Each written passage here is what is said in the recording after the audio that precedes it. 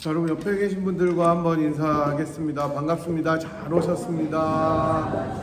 하시고 네. 좀 이렇게 사방으로 다 해보세요. 이렇게 네. 앞뒤 좌우만 하면은 네. 우리 지난주에 오셨던 우리 반주현 집사님 언니 또 오셔서 또 감사합니다. 네.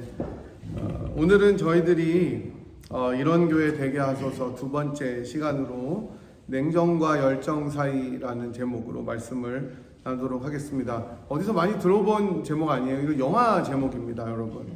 그 일본 영화에 냉정과 열정 사이라는 영화가 있는데 사실은 오늘 본문이랑 관계없고 내용은 원래 그 만나던 두 남녀가 10년 헤어졌다가 10년에 다시 만나는 내용을 다룬 게 냉정과 열정 사이인데 사실은 오늘 설교 내용이 그런 연애와는 특별히 관계는 없지만 이 냉정 그리고 열정이라는 내용들이 등장하기 때문에 제가 제목을 잡았었습니다.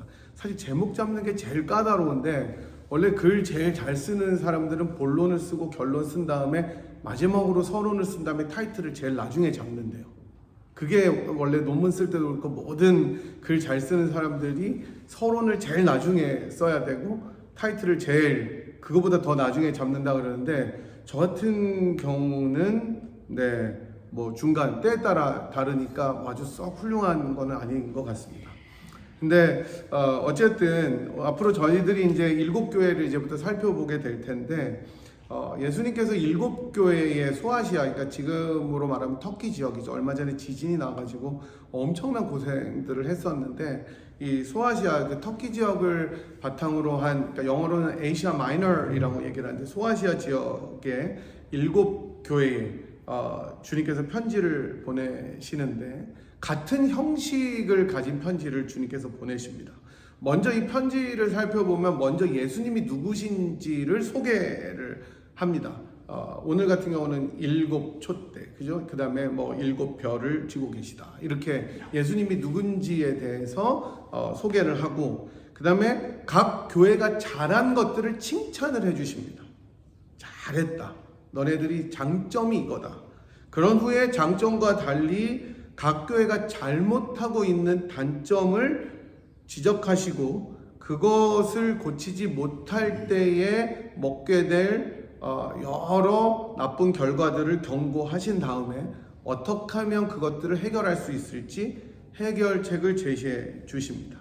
그리고 가장 마지막으로 귀 있는 자는 성령이 교회들에게 하시는 말씀을 들을지어다 라고 하면서 가장 종말론적으로 약속을 한 것에 기반을 둔 승리에 대해서 도전하시면서 마치게 됩니다. 그래서 여러분이 7교회들을 쭉 보시면 다 똑같아요. 그 형식들이, 포맷이 똑같습니다. 예수님이 누군지, 각 교회가 잘한 것, 못한 것, 경고, 그 다음에 마지막 약속, 이렇게 되어 있습니다. 이렇게 정해진 포맷으로 7교회 주님께서 말씀하시는 것을 들으시면 훨씬 더 이해가 잘 되실 것입니다. 오늘은 7교회들 가운데 가장 처음 등장하는 에베소 교회를 중심으로 말씀을 나누어 보도록 하겠습니다. 한때 한국에서 교회들의 숫자가 다방의 숫자보다 많다고 할 정도가 있었습니다. 다방이 진짜 많았잖아요. 요새는 뭐 스타벅스, 던킨, 도넛, 그리고 한국에 가보면은 커피숍이 진짜 많더라고요. 음식점보다 커피숍이 많고 더 놀라운 것은 음식값보다 커피값이 비싸더라는 거예요. 그래서 제가 작년에 한국에 갔더니 서로 밥을 사겠다는 거예요. 제가 왔다고. 알고 보니까 커피를 안 사려고 밥을 사는 거예요. 커피값이 너무 비싸니까. 그래서 어쩐지 저는 처음에 너무 좋았어요. 내가 왔더니 이렇게 또 친구들이 다 밥을 알고 보니까 커피를 안 사기 위해서 밥을 샀던 것이었습니다. 근데 그렇게 우리나라 이제 일찍 퇴직하면 치킨집 아니면 커피집이라고 하잖아요. 이전에는 커피집보다 다방의 숫자가 훨씬 많았는데 그 다방의 숫자보다 더 많았던 게 교회의 숫자였던 적이 있었습니다. 그래서 한국의 남산 위에서 올라가서 서울 시내를 내려다보면 십자가만 보인다고 하던 적도 있었어요. 1960년대부터 폭발적으로 이렇게 성장하게 되었던 기독교는 90년대에 와서 그 교세가 정점을 찍게 됩니다. 대한민국이 가장 어려웠던 시기와 경제 성장이 맞물리면서 함께 성장한 게 기독교였던 것이죠. 세계의 교회사에서 유례가 없을 정도로 대단한 성장과 부흥을 이루었던 것이 대한민국의 교회였습니다. 아마 여러분이나 저나 그 어마어마한 부흥의 시기를 함께 겪었던 행운아들이었을 거라고 생각합니다. 지금은 그런 부흥이 없어요. 옛날에는 진짜 막 교회에 사람들이 몰려오고, 뭐 이민교회도 그랬을 겁니다. 그러니까 한국만큼 몰려오진 않아도 막 계속 오고, 교회 생활이 막 너무 신나고, 교회에서 진짜 다 올인할 정도로 너무너무 부흥이 많이 있었던 시기였습니다. 이게 귀한 하나님의 축복의 손길이고 은혜였다는 것은 부인할 수가 없는 것 같아요. 그래서 부흥을 경험하지 못한 세대를 위해서 우리가 계속 기도해야 됩니다. 지금도 부흥은 일어나기 때문이죠. 하지만 이렇게 빛이 있으면 어두움이 있고, 은혜가 있으면 그 뒤에 연약함과 아픔과 죄악도 있었다는 것을 깨닫게 되죠. 경제가 폭발적으로 성장하면서 그 이면에 빈부의 격차가 너무 심해서 지금은 뭐 너무나 심한 양극화가 드러나게 되었죠, 한국이. 그리고 과정이 왜곡되면서 인권이 유린된다든지 부정부패가 엄청났다든지 이런 것처럼 교회 역시 성장하면서 그 뒷면에 굉장히 많은 비리도 생기고 어둠의 죄악을 포함해서 많은 일들이 일어났습니다. 그래서 어쩌면 우리는 지금 그 결과를 심각하게 맛보고 있는 중입니다. 이제는 교회가 욕을 먹어요. 교회에 주일학교가 없어요. 왜냐하면 그 주일학교 부모들이 교회를 안 다니는 거예요. 그러니까 주일학교 없는 교회들이 정말 많습니다. 정치든지 사회든지 교회든지 어쩌면 뭐로 가도 서울만 가면 된다, 아니면 꽝 잡는 게 매다 라는 식의 논리로 성장만을 추구했기 때문에 본질을 놓치고 중요한 가치를 잃어버렸기 때문이었습니다. 오늘 본문에 등장하는 에베소 교회가 어쩌면 그런 대표적인 1세기의 교회의 예였다라고 우리들이 말할 수 있습니다. 에베소 교회는 당연히 어디에 있는 교회입니까? 당연히 에베소에 있죠. 소아시아, 아까도 말씀드린 것처럼 터키를 중심으로 한 지역 가운데 약간 웨스트 쪽에 위치했었습니다. 이 에베소는 로마 제국에서 볼 때 굉장히 유력한 도시들 가운데 하나였습니다. 굳이 지금 우리나라 대한민국으로 말할 것 같으면은 강남에 있는 거나 똑같은 교회였어요. 목사님들이 다 강남에 개척하려고 난리예요. 왜? 사람들이 많고 돈이 많고 배운 사람들이 많으니까. 근데 거기서 또 다 잘 되느냐? 아니죠. 그래서 제가 신학교 1학년 때는 그 신학생들의 꿈 중에 하나가 강남에서 큰 교회를 성장해서 목회하는 거였는데, 그때부터 이제 안 되기 시작한 거예요, 교회가. 그때부터 꿈을 꾸던 애들은 다 이제 헛꿈을 꾼 거죠. 그래서 무려 당시에 에베소 지역은 인구가 25만 정도 됐다. 그러니까 얼마나 큰 교회가 1세기에 25만이 살았으니까 굉장히 큰 도시였습니다. 당연히 로마의 이런 속주니까, 프로빈스였으니까 황제 숭배가 성행했던 것은 말할 것도 없고요. 에베소 교회는 이 에베소 교회를 설립하기 위해서 에베소에서 복음을 전한 바울에 대해서 기록한 것이 사도행전 19장에 나옵니다. 사도행전의 19장에 보면 바울이 전도할 때 에베소에서는 큰 소동이 있었는데, 왜냐하면 아데미라고 나오는데 이 풍요의 여신인 아르테미스가 있었기 때문이었습니다. 여신이었어요. 그래서 이 아르테미스 신전이 어마어마하게 큰 게 에베소에 있었는데, 그 신전을 중심으로 비즈니스가 성행했던 것이죠. 그러니까 뭐 우리나라도 보면은, 뭐 미국도 보면은 캠퍼스가 하나 큰 게 들어가 있으면은 그 중심으로 다 먹고 살잖아요. 카지노가 하나 들어서면 그 중심으로 다 먹고 사는 것처럼 아르테미스 신전이 있었기 때문에 그거에 관한 모든 것을 공급하는 비즈니스들이 에베소에서는 굉장히 발달했었습니다. 그래서 이 여러 비즈니스에 얽혔던 사람들이 예수를 믿으면 어떻게 됩니까? 잡을 잃어버리는 거예요.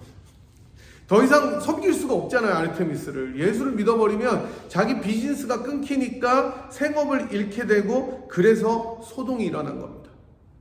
바울을 죽여버리려고 하는 거예요. 이렇게 아르테미스 신전이 있었던 에베소는 항구 도시였기 때문에 상업과 무역도 활발해서 정말 잘 살았지만, 조금 전에도 말씀드린 것처럼 이 아르테미스를 섬기는 수천 명의 프리스트, 사제들이 있었고 또 여자 사제들이 있었습니다. 굉장히 많은 이 프리스트들이 있었고 굉장히 음란하게 종교 행위를 지속했었습니다. 이런 도시에 바울은 여러분이 잘 아시는 브리스길라와 아굴라 부부와 함께 에베소 교회를 플랜팅했습니다. 개척했습니다.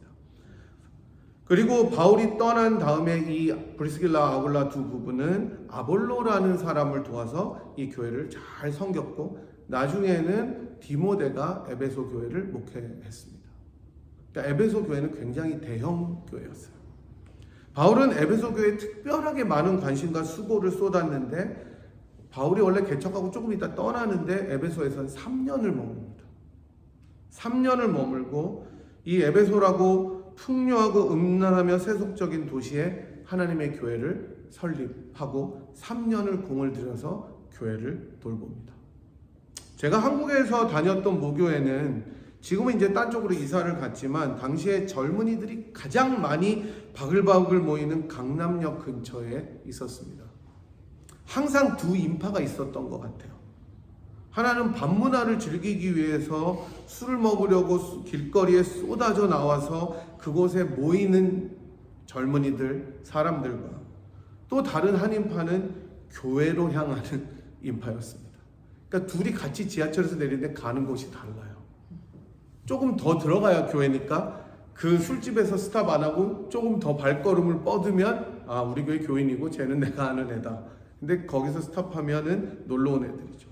철학 기도를 마치고 아침에 교회 문을 나서면 정말 놀고 취했던 흔적들이 거리에 곳곳에 남아있는 것을 보았습니다. 에베소 교회도 어쩌면 이런 상황에 놓여서 많은 도전에 직면하고 있었던 교회였을 것입니다. 에베소 교회에 주님께서 그의 사자를 통해서 편지하시는 이 말씀 가운데 가장 먼저 등장하는 인물은 아까도 말씀드린 것처럼 그리스도십니다. 1절을 보니까 오른손에 있는 7뼈를 붙잡고 7 금촛대 사이를 지나시는 이다 라고 주님을 소개하는데요.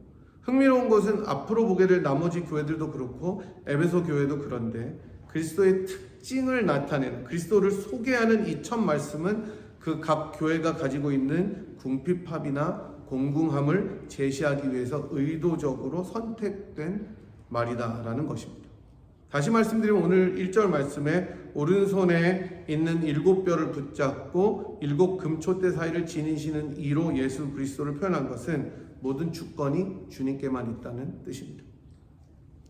에베소 교회는 그렇다면 주님을 그 교회의 참 주인으로 모시고 있지 않았다는 말이죠. 어쨌든 천사는 이런 암시를 가지고 에베소 교회에게 주님의 말씀을 전합니다. 먼저 에베소 교회가 잘한 것을 칭찬하십니다. 이게 참 전략이 좋아요. 못한 것부터 얘기하고 칭찬하면 못한 거 다 까먹어요. 그죠? 여러분들이 참 못하는데 한 다음에 나중에 잘한 걸 얘기하면 내가 괜찮네 그러는데, 일단 잘한 걸 하고 얼르고 때리는 게 훨씬 나은 것 같아요. 네, 먼저 에베소 교회가 잘한 것을 이야기합니다. 2절과 3절에 보면 에베소 교회가 칭찬받은 것은 에베소 교회의 행위, 수고, 인내였습니다. 이 세 가지를 칭찬하십니다. 이 세 가지를 구체적으로 뒤 9절과 연결해서 보시면, 먼저 에베소 교회는 악한 자들을 용납하지 않는 행위를 가졌습니다. 그리고 자칭 사도라고 하되 아니었던 사람들을 시험해서 그 거짓됨을 드러내는 수고를 했고, 그 다음에 인내로 주님을 위해서, 주님의 이름을 위해서 끝까지 게으르지 않았다는 것을 칭찬받습니다. 그래서 행위와 수고와 인내를 칭찬받습니다. 에베소 교회는 깨어있는 교회였습니다. 신앙적으로 굉장히 올바른 커뮤니티였습니다.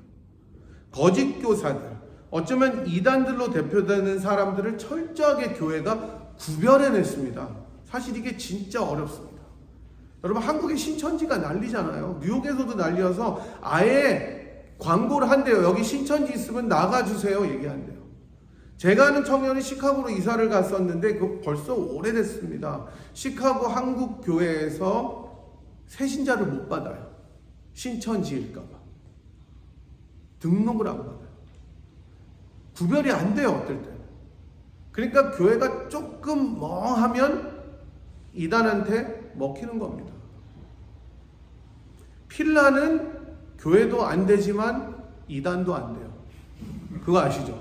장사도 안 되고 교회도 안 되고 이단도 안 돼요. 이단이 없어요. 필라에는 구원파 딱 하나 있어요. 저쪽 칠산 가는데. 진짜 신기하죠. 이단도 잘 안 돼요. 다락방 무슨 뭐 집회한다고 해도 자기네 집에서 해야 돼요. 근데 초대교회는 진짜 이런 이단들이 많아서 교회가 그것들을 분별하는데 너무 어려움을 겪었습니다. 이단이 뭡니까? 끝이 조금 다르다는 뜻이잖아요. 다 비슷한데 조금 다른 것. 이거를 교회가 분별하기가 1세기는 정말 어렵습니다. 교리가 확립된 것도 아니고. 초대교회는 사도들뿐만 아니라 여러 전도자들이 많은 지역을 순회하면서 복음을 전했고요. 그들 가운데 모두가 정통인 것은 아니고 이단적인 가르침과 거짓 가르침을 전하는 사람들도 상당수가 있었기 때문이었습니다. 이 사람들은 교회를 혼란에 빠뜨리고 자기들이 영광을 얻게 되는 그런 사람들이었죠. 바울 서신들이나 요한 서신들에 보면 이렇게 거짓 가르침을 전하는 사람들을 경계하는 내용들이 정말 많이 나옵니다. 특히 오늘 본문 6절에 보면 니골라당이라고 나오는데 사실 정체를 몰라요, 학자들도. 이 니골라당의 정확한 정체는 모르지만 이 사람들이 프랙티스 했던 것은 우상숭배와 음행을 인커레이지 했던 거예요. 교회 안에서. 그러니까 에베소 교회 안에는 정말 여러 가르침들과 풍속들이 다 스며들어 있었습니다. 여러분, 제가 처음에 미국 왔을 때 놀란 게 큰 교회 가면은 비즈니스 차 오는 분들이 있어요.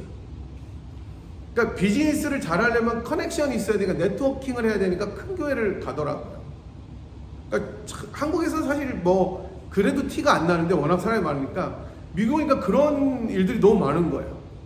그러니까 이런 풍속들이 다 스며들었던 거죠. 주님의 교회지만 그 속에 정통적이 아닌 가르침을 전하는 사람들과 그 사람들이 전파하는 내용들을 따르는 사람들이 있었고, 뿐만 아니라 예수 믿기 전에 내가 속했었던 종교의 그런 풍속들을 가져와서 음란함과 세속적인 것들로 한데 어우러져서 살아가는 사람들이 교회 안에 너무 많이 있었던 것입니다.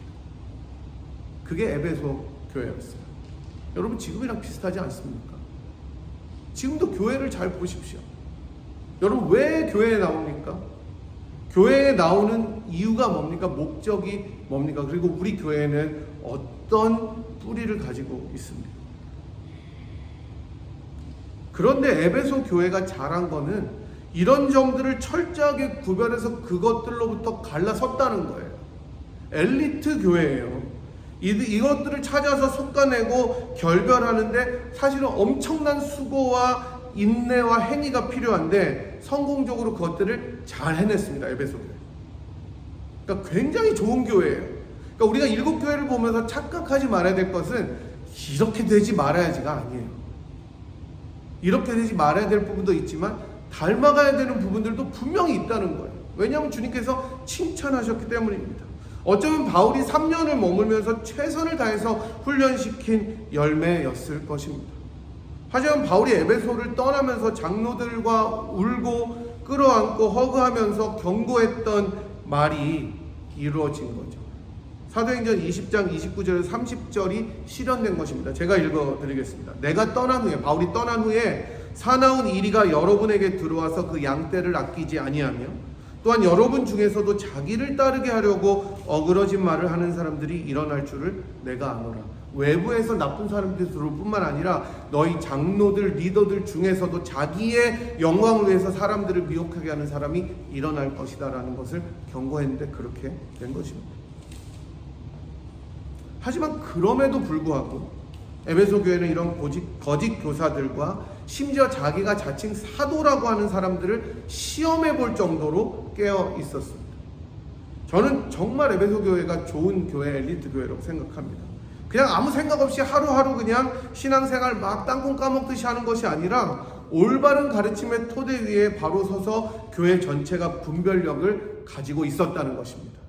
그래서 여러분이 제가 잘못 나가는지 안 나가는지 시험해 봐야 돼요.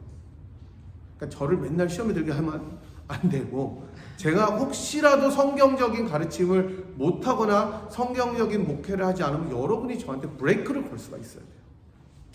그리고 저는 그 비판을 받아들일 수 있어야 돼요. 그게 교회입니다. 대부분 많은 교회들이 서로 비판하는데 귀를 막고 마음을 열지 않기 때문에 망하는 거예요. 그래서 목사는 독재가 되고, 그렇지 않은 다른 세력은 적이 되어서 서로를 시험에 들게 하는 것이 교회가 돼서는 안 되는 거죠. 에베소 교회처럼 한 마음으로 무엇이 진리인지를 찾아가는 교회. 그래서 성경의 가르침이 아니라면 그것을 과감하게 버려버리는 교회가 돼야 된다는 것입니다. 저는 우리 분일교회가 이런 교회가 되었으면 좋겠습니다. 여러분이 신앙생활을 아무리 오래 하셨다고 하더라도 올바른 성경적인 신학적 지식과 성장이 없다면 굉장히 위험합니다. 특히 요즘처럼 세속주의가 이 가득한 물결 가운데 교회 역시 그러한 가르침들에 오염이 되어서 교회가 뭐예요? 번영신학에 앞장섭니다. 잘 되는 나. 내가 잘 되면 남이 잘 돼야지. 성경에서 가르치잖아요. 깨어있는 것은 단지 기도하고 영혼이 각성하는 것뿐만 아니라 우리의 이성과 지식의 영역에서도 그러해야 되는 것입니다. 그래서 배움이 굉장히 중요해요. 아는 만큼 성장하기 때문입니다. 앞으로 저희는 여러 배움의 기회를 가지게 될 겁니다. 성경 공부도 할 거고, 강의도 할 거고, 또 좋은 강사들 모셔서 유익한 강의들도 다 들어야 됩니다.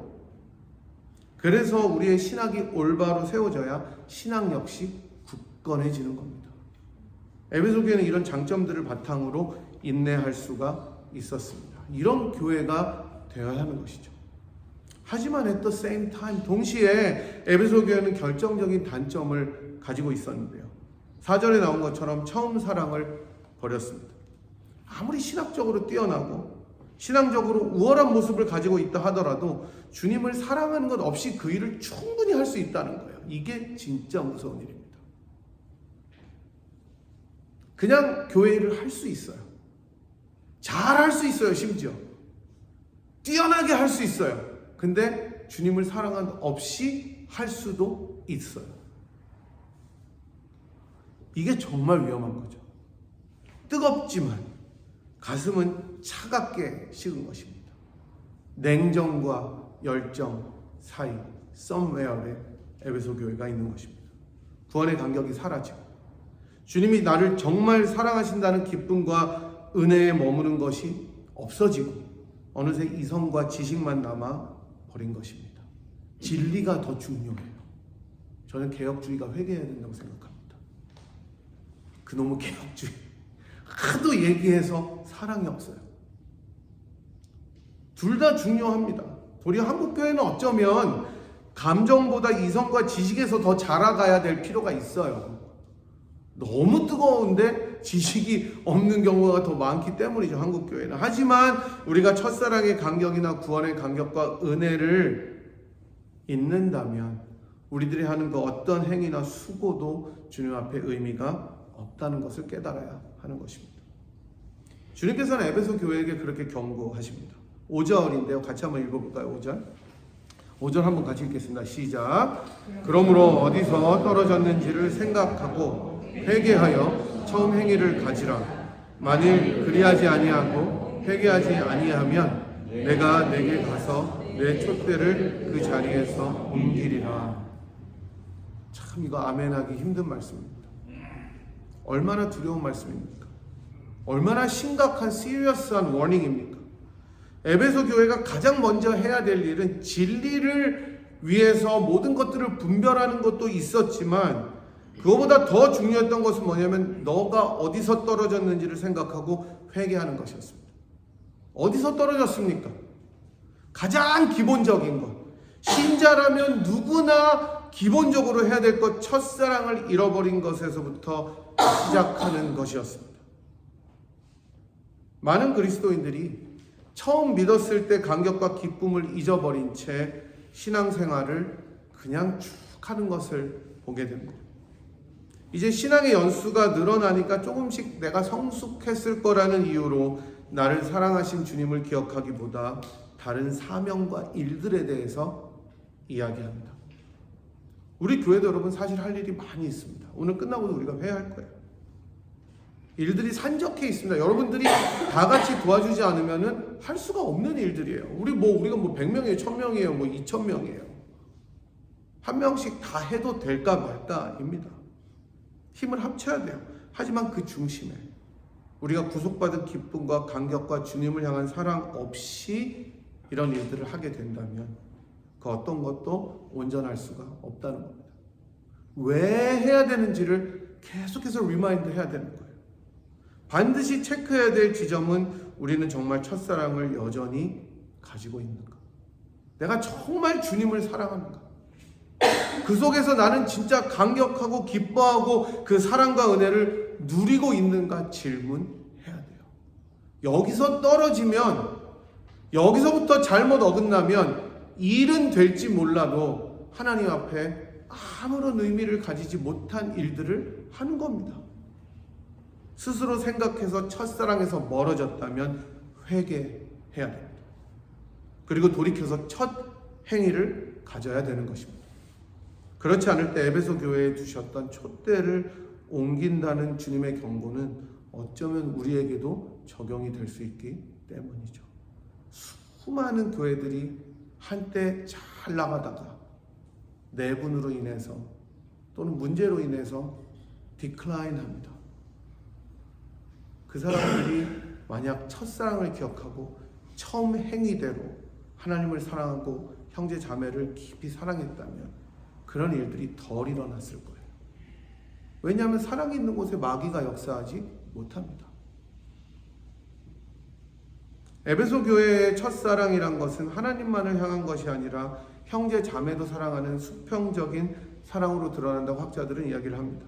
다시 말하면 에베소 교회는 사랑이 결핍된 교회로 진리를 하나님이나 지체들보다 더 소중하고 가치 있게 여겼던 곳이었습니다. 그러니까 차라리 에베소 교회가 날 수도 있어요. 진리를 분별하니까. 어느 교회는 전통이 더 우선이에요. 습관이 더 우선이에요. 내가 해왔던 그 연륜이 다 우선이 돼서 그거를 침범하면은 하나님도 안 되라고 생각하는 교회들이 있어서 안 되는 거예요. 첫사랑은 아예 없는 거예요. 분별을 위해서 날카로움은 가졌지만 하나님과 이웃을 향한 사랑과 긍휼함이 없는 교회가 에베소 교회였기 때문에 이런 교회는 우리들에게 심각한 질문과 도전을 던져줍니다. 현대교회는 어쩌면 이 둘 모두를 상실한 교회일 수가 있습니다. 저는 우리 교회가 심각하게 생각해 봐야 된다고 생각합니다. 진리를 분별하는데도 실패하고 사랑과 강력을 회복하는데도 실패한 총체적 난국을 맞이할 수도 있다는 거예요. 에베소 교회는 앳리스트 하나는 잘했어요. 에베소 교회를 보면서 모두가 혀를 찰 수 있는 사람들이 얼마나 많이 있겠습니까? 없어요, 지금. 주님께서 에베소 교회에 대한 말씀을 마치시면서 7절에서 약속을 주신데 이기는 그에게는 내가 하나님의 낙원에 있는 생명나무 열매를 주어 먹게 할 것이다 라고 하십니다. 이 모든 일들을 끝까지 인내와 기쁨으로 실천하여 승리할 때 주어지는 선물이 있다는 거예요. 그리고 이 선물은 가장 계시록의 마지막에 나오는 주님께서 오셔서 베풀어 주시는 평안함과 자유함입니다. 하지만 이 땅에서 승리하기 위해서는 성령이 교회에 하시는 말씀을 들으라고 이야기합니다. 이게 교회의 할 일입니다. 자기의 소리에, 자기의 의견에, 자기의 경험에 초점을 맞추는 것이 아니라 성령이 교회에 하시는 그 말씀을 들어야 하는 것입니다. 그리고 에베소 교회에 전해진 이 말씀은 첫사랑의 회복과 계속해서 진리로 모든 것을 분별하는 수고라는 것이죠. 사랑하는 여러분, 이제 우리 교회 역시 에베소 교회에게 주님께서 하시는 말씀을 듣기를 원합니다. 하나님의 말씀의 진리를 알아가는 데서 자라가야 합니다. 히브리서에 나오듯이 젖만 먹고 단단한 신부를 먹지 못하는 자가 아니라 그리스도 교회의 초보를 버리고 완전한 데 나아가서 분별력을 가지고 진리를 깊이 깨달아야 됩니다. 여러분 공부하셔야 됩니다. 성경 읽으셔야 됩니다. 그리고 모든 하나님을 알아가는데 최선을 다해야 됩니다. 만약 거기에 게을렀다면 여러분 회개하시고 주님을 더 깊이 알아가야 됩니다. 그런 성숙한 교회가 되어야 합니다. 하지만 보다 중요한 것은 우리를 사랑하셔서 자기를 기꺼이 들이신 그 주님을 사랑하는 첫사랑을 회복해야 됩니다. 찬송가의 가사처럼 내가 매일 십자가에 더 가까이 나아간다고 고백하면서 내가 주님을 처음 만났을 때 깊이 느꼈던 그 감격과 은혜, 내가 주님 없이는 살 수가 없어요. 주님이 나를 사랑하신 게 너무 감격스러워서 내가 이제는 주님의 사랑의 끈이 없이는 이 세상을 살아갈 소망도 의미도 없다고 고백해야 됩니다. 그럴 때 우리들의 수고가 기꺼이 감당되는 것입니다. 성령께서 우리 자신과 교회 공동체 하시는 이 말씀을 들으십시오. 영혼 깊이 새기시면서 주님께서 우리 교회에 맡겨주신 귀한 사명을 잘 감당했으면 좋겠습니다. 진리를 분별하고 하나님을 사랑하고 형제 자매를 더 깊이 섬기는 그런 여러분과 제가 되기를 주님의 이름으로 간절히 축복합니다. 심에서 한번 기도하겠습니다. 우리 에베소 교회에 성령께서 하시는 말씀 우리도 들었는데요. 하나님, 우리가 진리에 우뚝 서서 올바른 진리를 분별하고 주님을 더 깊이 알아가는 저희와 교회 되게 하시고, 특별히 첫사랑을 회복하는 개인과 또 교회가 되게 하셔서 이 모든 일에 주님을 사랑하는 것이 원동력이 되고 동기가 되게 하여 주시옵소서. 우리가 그 어떤 것보다 주님을 사랑하는, 그래서 매일매일 십자가 앞에 더 나아가는 인생이 되게 하시고, 그런 것을 가장 대표적인 정말로 특징으로 삼는 교회가 되게 하여 주시옵소서. 이 교회에 오면 주님을 사랑함이 있다, 이 교회에 오면 주님을 첫사랑을 회복하는 기쁨이 있다, 이런 교회가 되게 하여 주시옵소서. 같이 한번 기도하도록 하겠습니다. 함께 기도합니다. 하나님, 성령께서 에베소 교회에 하시는 말씀을 에베소 교회는 들었고, 또 에베소 교회에 하시는 그 말씀이 오늘날 우리 교회에도, 현대의 많은 교회에도 적용이 되는 것을 저희들이 깨닫게 됩니다. 사랑하는 하나님, 저희들이 먼저 하나님의 말씀을 사랑하고 진리를 정말로 사모할 수 있는 은혜를 허락하여 주시기를 원합니다. 그저 하루하루 의미 없이 신앙생활을 해나가는 사람들이 아니라 정말로 하나님을 깊이 알아가고 하나님의 진리 가운데 성장할 수 있는 저희들과 교회가 될 수 있도록 인도하여 주시옵시고, 그것이 정말 우리 교회의 특징이 되어서 많은 사람들이 하나님 이곳에 주님의 말씀을 배우러 나올 수 있도록 은혜를 베풀어 주시기를 원합니다. 하지만 하나님, 그 진리를 분별하고 진리를 아버지 날카롭게 세우지만 그 속에 사랑이 있게 도와주시옵소서. 하나님을 사랑하고 예수 그리스도께서 우리를 구원하신 그 첫사랑을 기억하고 늘 그 회복하는 아버지 하나님 신앙을 가질 수 있도록 도와주셔서 이 교회에 오면 진리뿐만 아니라 사랑도 넘치는 것을 체험할 수 있도록 도와주시옵시고, 우리들이 그런 인생, 그런 교회가 되도록 하나님 은혜 베풀어 주시기를 간절히 빌고 기도합니다. 우리가 첫사랑을 잃어버렸다면 우리가 그곳에서 떨어졌는지 깊이 회개하며 주 앞에 돌이킬 수 있도록 인도하여 주시옵시고, 정말 많은 교회들이 있고 많은 목자들이 있지만 정말 주님의 뜻에 합한 사람들이 얼마나 있는지 의심이 되는 이 세상 가운데 저희 교회가 하나님을 정말로 드러내고 그 사랑을 전하며 진리를 사수하는 아름다운 교회로 설 수 있도록 분이엘 교회를 축복하여 주시기를 간절히 빌고 기도합니다. 이 일에 저희들이 한마음 되어 교회를 이뤄나갈 수 있도록 축복하여 주시옵소서. 지금은 교회의 머리 되시고 주인 되시는 우리 구주 예수 그리스도의 무한하신 은혜와 그 아들을 아끼지 아니하시고 우리 모두를 위하여 내어주신 하나님 아버지의 극진하신 사랑하심과 지금도 교회를 사랑하셔서 늘 교회에게 외치시며 여러 음성으로 도전하시는 성령님의 감화 감동 위로 충만하심이 에베소 교회가 진리를 분별하고 사수하였던 것처럼 그렇게 하나님의 진리를 사랑하고 사모하며, 그러나 첫사랑에 실패하지 아니하고 구원의 감격을 날마다 샘솟는 기쁨으로 기억하고 주님을 더 깊이 사랑하기로 결단하고 돌아가는 이 자리에 함께한 주의 백성들 한 분 한 분 머리머리 위와 사랑하는 푸니엘 재단 위에 지금부터 영원토록 함께 하시기를 간절히 축원하옵나이다. 아멘.